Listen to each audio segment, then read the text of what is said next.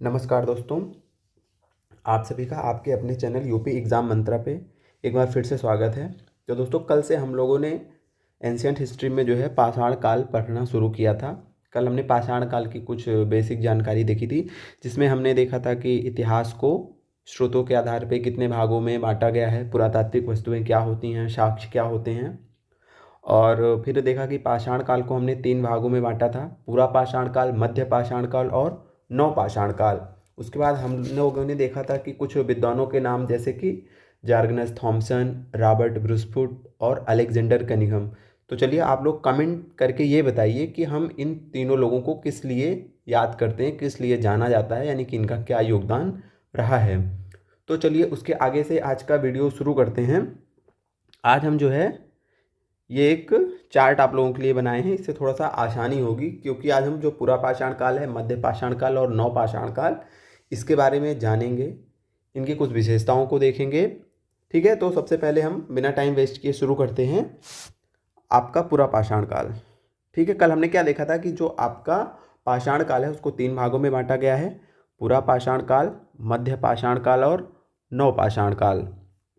उसके बाद इसी साथ कल एक और चीज़ देखी थी कि पूरा पाषाण काल का जो टाइम पीरियड है वो 25 लाख बीसी से 10,000 बीसी।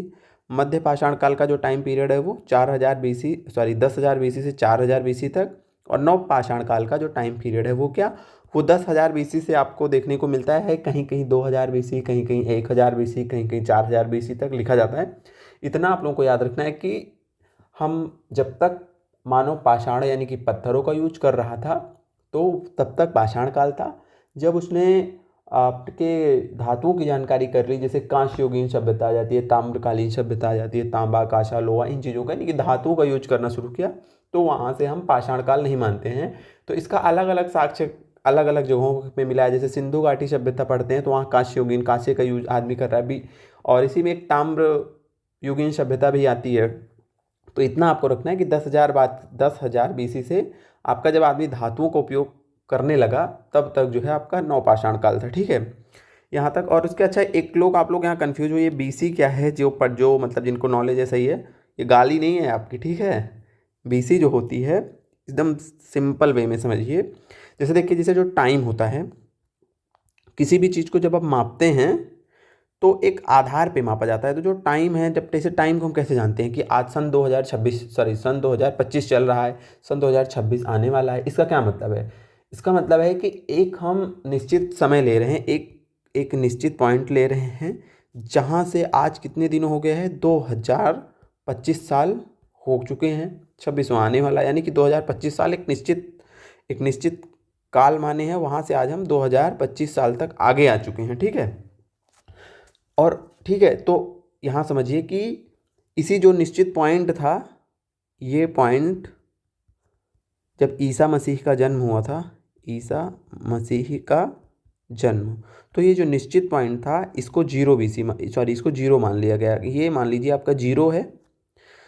तो इस निश्चित से जब हम आगे जाएंगे, तो जब ईसा मसीह से 1 साल बीता तो वो हो गया 1 वर्ष आपका, 2 वर्ष, इसको ईसा बोलते हैं। ठीक है, इसको हम क्या बोलते हैं, ईसा, या फिर इंग्लिश में एडी लिखते हैं।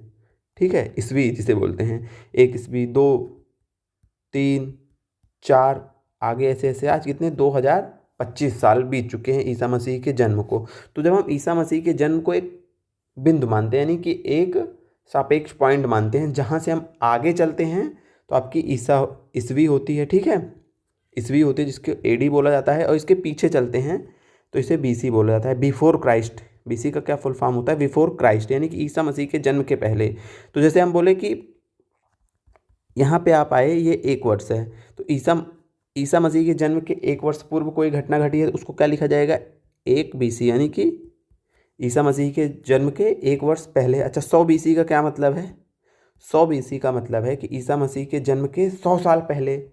200 BC का क्या मतलब है कि ईसा मसीह के जन्म के 200 साल पहले और पीछे अच्छा 200, ऐसे अगर हम 2000 साल पहले चले जाएंगे ईसा मसीह के, तो उसको 2000 BC बोला जाएगा। ठीक है, अच्छा, आप यहाँ तक समझे आप लोग कि ईसा मसीह का जन्म एक केंद्रीय पॉइंट है, जहाँ से आगे चलते हैं तो हम एनो डोमिन यानी कि ईसवी सन में आगे बढ़ते हैं, 1 साल 2 साल 3 साल, उससे आज 2025 चल रहा है तो 2025 साल हो चुके हैं। और ईसा मसीह के जन्म के पीछे जाएंगे, यानी कि उनका जन्म, उनके जन्म से पहले की घटनाओं के बारे में जब हम डिस्कशन करते हैं तो वहाँ लिखते हैं 100 200 300 400 500 1000 2000 BC, यानी कि बिफोर क्राइस्ट। ईसा मसीह हम लिख रहे हैं 1000 BC, यानी कि 10,000 BC यहाँ लिखा है, जिसका क्या मतलब है कि ईसा मसीह के जन्म के 10,000 वर्ष पूर्व, बिफोर क्राइस्ट। 4,000 BC लिखा है, मतलब कि ईसा मसीह के जन्म के 4,000 वर्ष पहले। ठीक है, इतना आप लोग समझे। चलिए एक बार फिर से शॉर्ट में देख लेते हैं हम लोग क्या है ये। देखिए ईसा मसीह का जन्म हुआ, ये इसको हम 0 साल बोल दिए, ये आपका 0 वर्ष है, 0 साल है।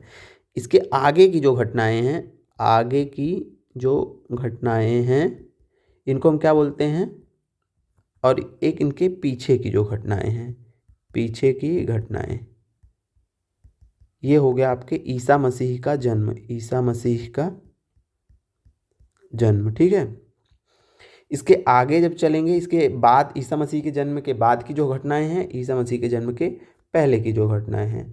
तो अगर हम यहाँ लिख रहे हैं 100 BC, इसको BC में लिखा जाता है, बिफोर क्राइस्ट, इसको इंग्लिश में AD में लिखा जाता है, हिंदी में ईस्वी लिखते हैं, यहाँ पे ईसा पूर्व लिखते हैं, ईसा मसीह के जन्म के पूर्व, इसीलिए ऐसे लिखा जाता है ईसा पूर्व। ठीक है, तो कोई घटना ईसा पूर्व यानी कि ईसा मसीह के आने से 2000 साल पहले घटी है तो उसको हम क्या लिखते हैं, 2000 ईसा पूर्व। और ईसा मसीह के जन्म के 2000 बाद घटी है तो 2000 ईस्वी। ठीक है, चलिए तो 2025 चल रहा है, इसका मतलब क्या है कि ईसा मसीह के जन्म को 2025 साल हो चुके हैं आज। और हम 2020 ईसा पूर्व का क्या मतलब है, अगर हम ये लिखें तो उसका मतलब होता है कि ईसा मसीह के जन्म के 2000 साल पहले। तो पूरा पाषाण काल कब था, ईसा मसीह के जन्म के 25 लाख साल पहले। ठीक है, एकदम आसानी से समझा दिए हैं। अब आप ये चीज़ आप लोग भूलिएगा मत फ्यूचर में। ठीक है, चलिए आगे बढ़ते हैं आज के टॉपिक पे। तो हमने देखा कि पूरा पाषाण काल, मध्य पाषाण काल, नव पाषाण काल, तीनों का टाइम पीरियड देख लिए हम। उसके बाद जो आपका पूरा पाषाण काल है इसको 3 चरणों में बांटा गया है। कौन कौन से हैं वो, पूर्व पूरा पाषाण काल, मध्य पूरा पाषाण काल और नव पूरा पाषाण काल। ये बहुत याद रखने की चीज़ नहीं है, इसीलिए मध्य पाषाण काल, नव पाषाण काल का विभाजन हमने लिखा भी नहीं है, क्योंकि पूछता नहीं है, और जो चीज़ पूछी नहीं जाती वो हम पढ़ेंगे नहीं। पढ़ेंगे क्या, जो मैक्सिमम जहाँ से पेपर में क्वेश्चन आने के चांस हैं। चलिए अब हम विशेषताओं को देखते हैं। तो पूर्व पूरा पाषाण काल में आदमी क्या था, मानव, हम लोग क्या थे, आखेटक थे, शिकारी थे। मानव ने जीवन जीना शुरू किया था। ठीक है, तो वो क्या करता था, जब उसको कोई नॉलेज नहीं है, आप अपनी सारे ज्ञानों को भुला दीजिए, हमें कोई नॉलेज नहीं है, हम पहाड़ों में क्या कर रहे हैं, झिंगा लाला हु हु करके जो है शिकार कर रहे हैं। भूख लगी तो भाई जानवर को भूख लगी, अब मेरे को फील हुआ रे कुछ खाना है, तो वो जानवरों का शिकार कर लिया। ठीक है, उसको फल दिखा, फल तोड़ लिया। फिर अच्छा उसने सोचा यार ये फल जो हम, जब भूख लगेगी तब थोड़ी ना फल ढूंढेंगे, तो वो क्या किया, धीरे धीरे फल को इकट्ठा करना शुरू कर दिया, फलों को जो खाने लायक उनको चीज़ें लगी। तो खाद्य संग्राहक बोला गया उसको, यानी कि वो खाने की चीज़ों का संग्रहण करता था उस समय। याद रखना है कि पूरा पाषाण काल में कृषि और पशुपालन का ज्ञान उसे नहीं था, अभी तो उसने जीवन को जीना शुरू किया है, यानी कि अभी वो प्रारंभिक अवस्था है। जब वो क्या कर रहा है, भूख लग रही है तो किसी जानवर को, अच्छा ये खाने लायक चीज़ है, इसको मार देते हैं, इसको खा लिए। ठीक है, खाद्य संग्रह है, वो खाना इकट्ठा कर रहा है, खाना है खाना है। ठीक है, कृषि पशुपालन का ज्ञान नहीं है। लेकिन अब धीरे धीरे क्या होता है कि उसने सोचा कि यार ये जानवर, जब हमें भूख लगती है तो इसको ढूंढना पड़ता है। ऐसा कुछ ना हो कि कुछ जानवरों को उसने क्या किया, जिसको ढूंढना चाहिए, यार सीधा साधा जानवर है, इसको हम उसके साथ रहना शुरू किया, उनको जानवरों को अपने साथ रख लिया, उनको खिलाने पिलाने लगा। अब जब भूख लगेगी तब इसको भाई, इससे इसका हम दूध भी पी लेंगे और इसको मार के इसको खा भी जाएंगे, तो ढूंढना नहीं पड़ेगा जानवरों को। ढूंढना नहीं पड़ेगा तो हिंसा से बचेंगे, यानी कि जानवर, जैसे जब जंगली जानवर को आप मारोगे जिससे आप मिले नहीं हो, तो क्या करेंगे, जैसे अनजान कुत्ता आपको सड़क पर दौड़ा लेता है, लेकिन आपका पालतू कुत्ता क्या करता है, आपके पास रहता है। ठीक है, तो उसी तरीके से तो आदमी ने एक साथ सोचा, बहुत चालाक था, तो उसने सोचा एक काम करो, इनको अपने साथ एकदम बढ़िया रख लो। तो वो क्या किया, धीरे धीरे पशुपालन सीखा उसने। ठीक है, तो ये मध्य पाषाण काल जब आता है तो वो आखेटक खाद्य संग्रह तो था, धीरे धीरे कुछ चीज़ों को सीख रहा था।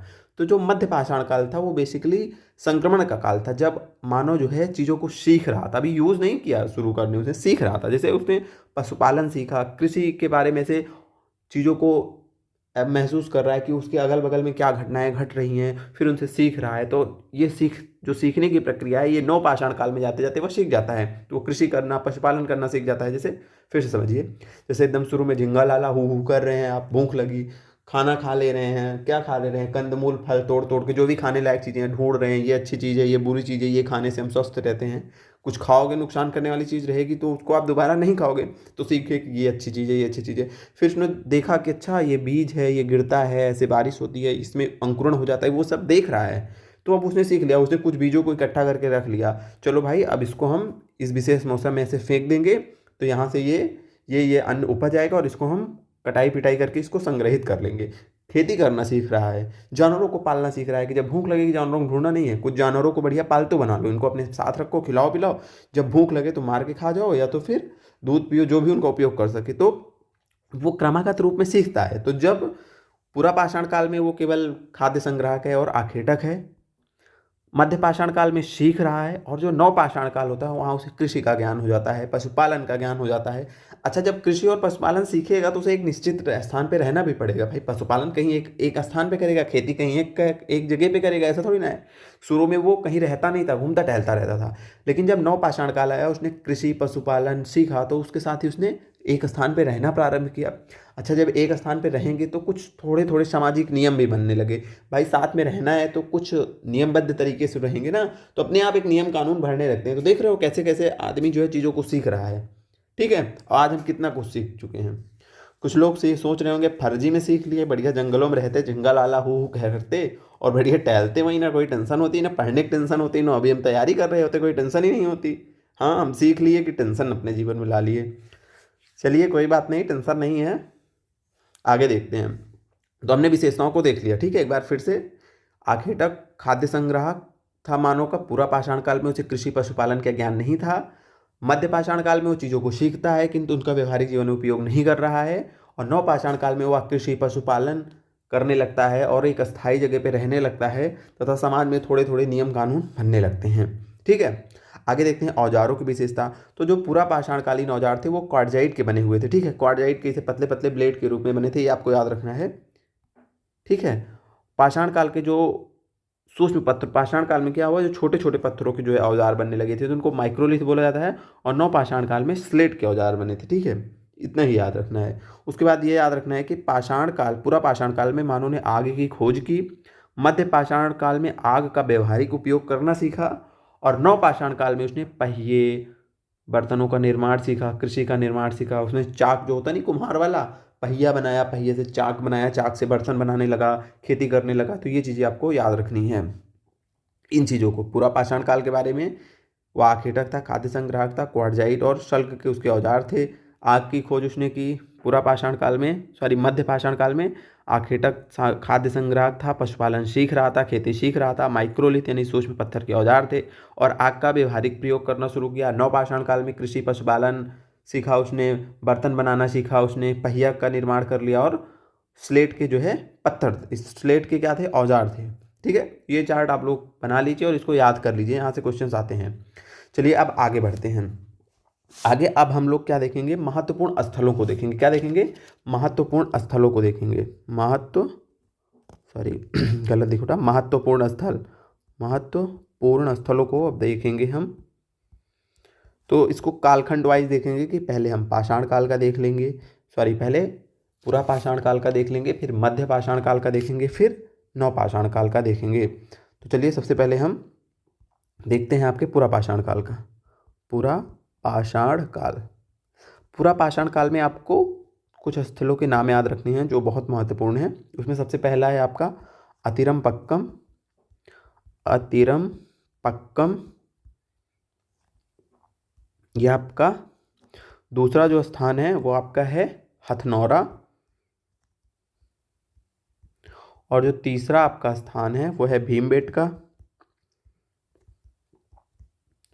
चौथा स्थान आपको याद रखना है मिर्ज़ापुर, मिर्ज़ापुर। ठीक है, अब इनकी कुछ विशेषताओं को देखते हैं, जिसमें इंपॉर्टेंट है उनको देखेंगे, जो नहीं इंपॉर्टेंट है उसमें कुछ नहीं देखेंगे। ठीक है, चलिए। तो अतिरमपक्कम आपका है कहाँ, ये आपको याद रखना है। तो ये आपका तमिलनाडु में, कहाँ है, तमिलनाडु में। हथनौरा कहाँ है, तो हथनौरा आपका मध्य प्रदेश में है। कहाँ पे, मध्य प्रदेश में है। और यहाँ पे एक चीज़ आपको याद रखनी है कि जो हथनौरा था यहाँ से आपको मानव खोपड़ी का साक्ष्य मिला है। कहाँ से? मानव खोपड़ी का साक्ष्य मिला है। ठीक है, कोई भाई घूम रहा होगा जंगलों में, हथौड़ा हथौड़ा लेके कोई मार दिया होगा, खोपड़ी कट के गिर गई एमपी में हथनौरा में, तो वहीं से क्या मिली आपकी? मानव खोपड़ी। याद कर लीजिए बढ़िया, इसे दिमाग में बैठा लीजिए कि कोई हथौड़ा लेके टहल रहा है बढ़िया और मार दिया खोपड़ी उसकी कट के, कहाँ गिर गई? मध्य प्रदेश में। हथनौरा, खोपड़ी और साक्ष्य तीनों याद हो गया। यहाँ से बस ये दो फैक्ट याद रखना है आपको हथनौरा से। आगे है भीमबेटका। भीमबेटका भी आपका कहाँ से है? एमपी में है। ये बहुत महत्वपूर्ण स्थल है। ठीक है, क्यों महत्वपूर्ण है देखते हैं अभी। यहाँ जो है, जो चित्रकारी होती है, गुफाओं में है, गुफाएं बनी हैं और उसमें जो है मानव ने, ऐसे जो प्राचीन मानव था यानी कि आदि मानव की बात कर रहे हैं, वो क्या चित्रों को निर्माण किया, यहाँ पे बहुत सारे चित्रों को बनाया है। तो यहाँ पे से चित्रकारी के प्रथम साक्ष्य मिले हैं हमें, चित्रकारी के प्रथम साक्ष्य मिले हैं। ठीक है, ये भीमबेटका। भीमबेटका से एक इंपॉर्टेंट पॉइंट और याद रखना कि भीमबेटका की खोज किसने की थी? तो भीमबेटका की खोज वीएस वाकांकर, वीएस वाकांकर ने, वीएस वाकांकर ने भीमबेटका की खोज की है। उसके बाद अगला जो स्थल है वो है मिर्ज़ापुर आपका। मिर्ज़ापुर है आपके यूपी में। यहाँ से याद रखना है कि मिर्ज़ापुर से हमें तीनों काल यानी कि पूरा पाषाण काल, मध्य पाषाण काल और नव पाषाण काल, तीनों काल के क्या मिले हैं? साक्ष्य मिले हैं। ठीक है, तो अब आपको पूरा पाषाण काल में कितने स्थलों को याद रखना है? अतिरमपक्कम, हथनौरा, भीमबेटका और मिर्ज़ापुर। अतिरमपक्कम कहाँ है? तमिलनाडु में। हथनौरा और भीमबेटका कहाँ है? एमपी में। मिर्ज़ापुर कहाँ है? यूपी में। मिर्ज़ापुर से तीनों कालों के साक्ष्य मिले हैं। भीमबेटका जो है एमपी से क्या? चित्रकारी के। ठीक है, और हथनौरा से मानव खोपड़ी से, क्योंकि हथौड़ा वाले ने खोपड़ी तोड़ दी है। चलिए आगे देखिए। अब पूरा पाषाण काल के बाद हम मध्य पाषाण काल देखेंगे। मध्य पाषाण काल में कुछ स्थलों के नाम देखेंगे। मध्य पाषाण काल। मध्य पाषाण काल में आपको जो स्थलों के नाम याद रखने हैं उसमें से सबसे पहले है चौपानी मांडो, चौपानी मांडो। दूसरा जो आपको याद रखना है वो महदहा और सराय नाहर, सराय नाहर, सराय नाहर, सराय नाहर। अगला याद रखना है बागौर और आदमगढ़, बागौर और आदमगढ़। अगला याद रखना है आपको, चलिए यहाँ से इतना ही बहुत है। तो अब देखते हैं चौपानी मांडो क्यों फेमस है। चौपानी मांडो आपका यूपी में है और यहाँ से आपको मृद भांड के प्राचीनतम साक्ष्य मिले, मृद भांड के साक्ष्य मिले यहाँ से। ठीक है, देखिए इसको याद रखिएगा कि चौपानी मांडो कहाँ है? यूपी में है। मृद, यहाँ से क्या साक्ष्य मिला? तो माँ से मांडो, माँ से मृद भांड, चौपानी मांडो। तो ऐसे मांडो से याद कर लीजिए मृद भांड का यहाँ से साक्ष्य मिला है। महदहा और सराय नाहर, ये भी आपके दोनों स्थल कहाँ पे हैं? यूपी में हैं। और यहाँ की विशेषता क्या है मदहा और सराय नाहर की? यहाँ से आपके मानव कंकाल का साक्ष्य मिला है, मानव कंकाल और हड्डी के उपकरण, हड्डी के उपकरण मिले हैं यहाँ से। अगला जो स्थल है वो है बागौर, जो कि कहाँ है? जो आपके राजस्थान में है। बागौर कहाँ है आपका? आपका बागौर है राजस्थान में और आदमगढ़ है आपका एमपी में। बागौर से किस चीज़ के साक्ष्य मिले हैं? तो बागौर और आदमगढ़ से आपके पशुपालन के साक्ष्य मिले हैं। किसके साक्ष्य मिले हैं? पशुपालन के साक्ष्य मिले हैं प्राचीनतम। चलिए मध्य पाषाण काल में हम देखते हैं, एक बार फिर से रिवीजन करते हैं। तो मध्य पाषाण काल के प्रमुख स्थल कौन से हैं? चौपानी मांडो, महदहा, सराय नाहर, बागौर और आदमगढ़। चौपानी मांडो यूपी में है जहाँ से मृदभांड के साक्ष्य मिले हैं। महदहा सराय नाहर भी यूपी में है जहाँ से मानव कंकाल और हड्डियों के उपकरण मिले हैं। बागौर राजस्थान में है। आदमगढ़ एमपी में है जहाँ से पशुपालन के साक्ष्य मिले हैं। इसको आप पढ़िएगा और फिर से याद करिएगा, रिवीजन करिएगा। आपको बार बार इसीलिए पढ़ा रहे हैं कि चीज़ें आपको याद हो जाएं। इसको आप 2-3 बार पढ़िएगा और लिखते चलिए साथ में। लिखने से हम बताए हैं कि आपको याद हो जाएगा आसानी से। चलिए अब हम आगे बढ़ते हैं। अब हम नव पाषाण काल को बढ़ते हैं। नव पाषाण काल के महत्वपूर्ण स्थल, यहाँ के क्या महत्वपूर्ण स्थल, यहाँ से आपको जो याद रखना है वो है बुर्जहोम, बुर्जहोम, गुफ्फ कराल, गुफ्फा कराल, चिरांद, कोल्डी हवा और यूपी, सॉरी और मेहरगढ़, और मेहरगढ़। ठीक है। तो बुर्ज होम आपका कहाँ है? बुर्ज होम है आपके कश्मीर में। यहाँ से क्या साक्ष्य मिला है? तो बुर्ज होम से साक्ष्य मिले हैं गर्तवास का। गर्त मतलब गड्ढा, वास मतलब रहना, यानी कि गड्ढे में रहने का साक्ष्यांश मिला है बुर्ज होम से। ठीक है, मानो गड्ढे में रहता था। कहाँ पे? बुर्ज होम में। और एक यहाँ से और साक्ष्य मिला जिसमें एक कब्र है, उसमें कब्र में मानव के साथ जो है कुत्ते का शव मिला है। कुत्ते का शव, यानी कि कुत्ते को उसके मालिक के साथ दफनाया गया है, ऐसा इतिहासकारों का मानना है। कुत्ते का शव एक ही कब्र में, एक ही कब्र में दोनों का शव मिला है बुर्ज होम में। ठीक है, किसका? एक ही कब्र में मानव और कुत्ते का शव मिला है, जिसको कि विद्वानों ने क्या बताया है कि ये हो सकता है कि मालिक और उसके कुत्ते को एक साथ दफनाने का ये प्रमाण हो सकता है। गुफा कराल में देखते हैं, ये भी आपका स्थल जम्मू कश्मीर में है आपका बुर्ज होम, और ये कहाँ है? दोनों कश्मीर में है। गुफा कराल और बुर्ज होम कहाँ है? कश्मीर में है। बुर्ज होम से कौन सा साक्ष्य मिला है? तो बुर्ज होम से जो साक्ष्य मिला है वो हड्डी की सुई। क्या मिली है? हड्डी की सुई मिली है आपके यहाँ से, हड्डी की सुई, इसको आपको याद रखना है। अगला है चिरांद। चिरांद आपका कहाँ है? चिराग पासवान कहाँ के हैं? वहीं के, वहीं चिरांद भी है, बिहार में। तो चिरांद कहाँ है आपका? बिहार में है, जहाँ के कौन है? चिरांद पासवान। चिरांद से क्या मिला है भैया? यहाँ से मिला है औजार। क्या मिला है? औजार का साक्ष्य मिला है। अगला स्थल है आपका कोल्डी हवा। क्या है? कोल्डी हवा। कोल्डी हवा आपका यूपी में है। यूपी वालों को पसंद है वो चावल खाना। तो यहाँ से किसका साक्ष्य मिला है? कोल्डी हवा से साक्ष्य मिला है चावल का। अगला स्थल है मेहरगढ़, जो कि कहाँ है? बलूचिस्तान में है। आपका बलूचिस्तान वाला जो एरिया पड़ता है वहाँ पे है। और यहाँ से कृषि के साक्ष्य मिले हैं। ठीक है, कृषि का प्रमाण मिला है। नवपाषाण कालीन स्थल है, खेती हो रही है, तो खेती का प्रमाण कैसे कैसे पता चला खेती हो रही है? कहीं से हमें साक्ष्य मिला है। तो कहाँ से साक्ष्य मिला है? मेहरगढ़ से साक्ष्य मिला है। तो नवपाषाण काल के कौन कौन से स्थलों को हम यहाँ देख रहे हैं? बुर्ज होम, गुफा कराल, चिरांद, कोल्डी हवा और मेहरगढ़। बुर्ज होम कश्मीर में है, गुफ्फर कराल भी कश्मीर में है। बुर्ज होम में गर्तवास और मानव मालिक के साथ कुत्ते के दफन का प्रमाण मिला है। गुफ्फर कराल भी कश्मीर में है, जहाँ से हड्डी की सुई के साक्ष्य मिले हैं। चिरांद बिहार में है, जहाँ से औजार का साक्ष्य मिला है। कोल्डी हवा यूपी में है, जहाँ से चावल का साक्ष्य मिला है। मेहरगढ़ से कृषि का प्रमाण मिला है। और मेहरगढ़ कहाँ है? बलूचिस्तान में है। तो ये हो गए नवपाषाण काल के स्थल। अब हम कुछ स्थलों और कुछ अन्य पॉइंट्स को नोट डाल के आप लिखिए, जिनको हमें आप पढ़ेंगे। डालिए नोट। चलिए, एक क्षेत्र आपको याद रखना है, लिखहिया। एक स्थल का नाम क्या है? लिखहिया। ये कहाँ पड़ता है? ये आपका पड़ता है विंध्य वाला, विंध्याचल वाला जो क्षेत्र है, तो वहीं विंध्य क्षेत्र में ये पड़ता है। यहाँ से सर्वाधिक मात्रा में मानव कंकाल मिले हैं। सर्वाधिक मात्रा में मानव कंकाल मिले हैं। सर्वाधिक मात्रा में मानव कंकाल का साक्ष्य कहाँ से मिला है? तो आपके लेखहिया से। अगला स्थान याद रखिए, चंद्रकेतुगढ़। चंद्रकेतुगढ़, चंद्रकेतुगढ़। चंद्रकेतुगढ़ क्यों इंपॉर्टेंट है? तो यहाँ से टेराकोटा, टेराकोटा, टेराकोटा ये मतलब मिट्टी से निर्मित वस्तुएं होती हैं, तो टेराकोटा कला का यहाँ से साक्ष्य मिला है। ठीक है, अगला है आपका गणेश्वर।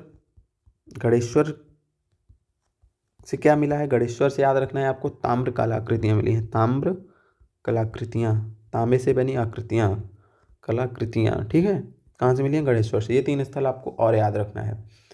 चलिए, अब कुछ और चीज़ें याद रखिए कि जैसे है आपकी कुल्हाड़ी। कुल्हाड़ी क्या है? मानव द्वारा प्रयुक्त पहला औजार है। पहला औजार जिसको मानव ने यूज किया, पहला औजार मानव द्वारा यूज किया हुआ। आगे, पहली धातु जिसने, पहली धातु कौन सी है जो मानव ने यूज की? पहली धातु मानव द्वारा यूज की गई वो है आपका तांबा। पहला जानवर कौन सा है जिसको मानव ने पालतू बनाया? वो है आपका कुत्ता। क्या है आपका? कुत्ता।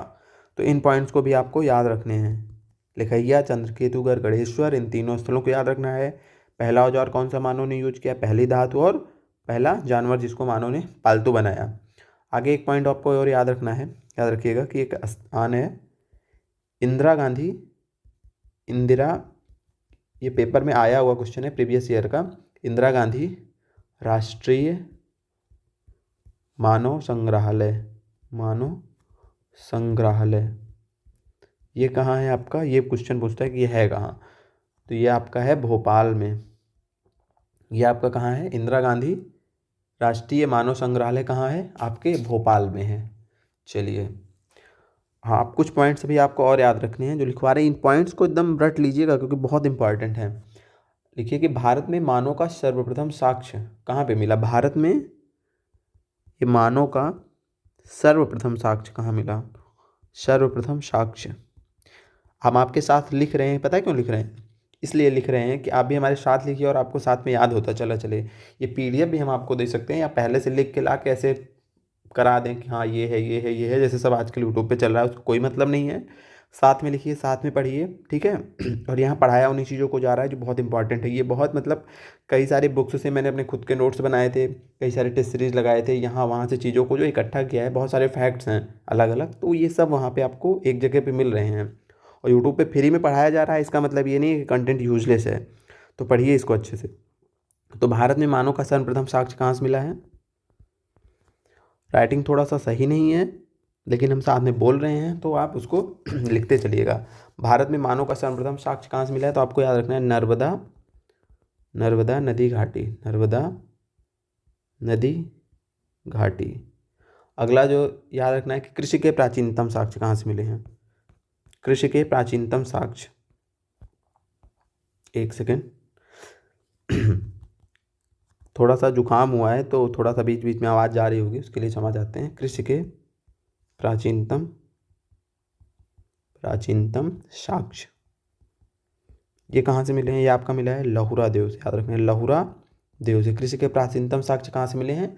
लहुरा देव से मिले हैं। अच्छा, एक क्वेश्चन चलिए आप लोग बताइएगा ढूंढ करके कि भारत में सबसे पुरानी पत्थर की संरचना कहाँ मिली है? भारत में सबसे पुरानी पत्थर की संरचना कहाँ से मिली है?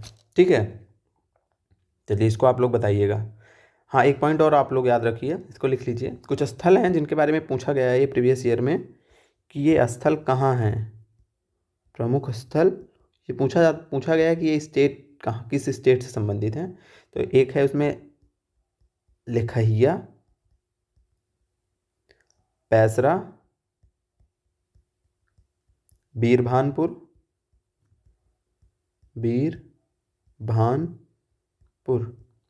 अच्छा, और तीसरा है, चौथा तो यहाँ ही पे लिख लीजिएगा आप।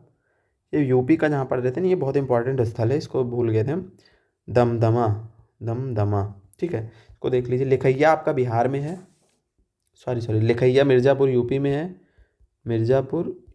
में है, लिखैया कहाँ है? मिर्ज़ापुर उत्तर प्रदेश। पैसरा कहाँ है? बिहार। बिहार वाले क्या बहुत पाँव पसारते हैं, बिहार बस याद करने के लिए चीज़ें हैं, किसी के ऊपर कमेंट नहीं कर रहे हैं। तो पैसरा कहाँ है? बिहार में। पश्चिम बंगाल वाले क्या हैं? पश्चिम बंगाल की क्या है? ममता दीदी हैं। ममता दीदी कोई चुनाव में हरा नहीं पा रहा है, बहुत वीर आदमी है वो। तो ऐसे कुछ ट्रिक बना बना के याद कर लिया करिए, ट्रिक से याद करेंगे थोड़ा दिमाग में रहेगा, नहीं पेपर टाइम कन्फ्यूजन रहता है। तो पश्चिम बंगाल, वीरभानपुर, ठीक है। आगे है दमदमा, ये इंपॉर्टेंट है, प्रतापगढ़ यूपी में है। ये ऐसे ही पूछा है कि किस ज़िले में है, किसी पेपर में। प्रतापगढ़ उत्तर प्रदेश में है। यहाँ से क्या साक्ष्य मिला है? यहाँ से एक साक्ष्य मिला है, एक कब्र से 3 मानव कंकाल, एक कब्र से 3 मानव कंकाल। चलिए अब आप लोग ये बताइए कि वह कौन सा स्थल है जहाँ से मालिक के साथ कुत्ते के दफन का साक्ष्य मिला है, उसका नाम और वो कहाँ है? कमेंट बताइए। देख रहे हैं कितने सीरियसली से आप लोग क्लास ले रहे हैं। अभी ऊपर हमने बताया है और आप बताइए तुरंत इसको। चलिए अगली चीज़ याद रखिए, एक है कि एक आपका मध्य प्रदेश में स्थल है, मध्य प्रदेश में एक स्थल है जिसका नाम नेवादा टोली है, नेवादा टोली। इसका उत्खनन कार्य किसने करवाया था? उनका नाम पूछ रहा है, तो उनका नाम है HD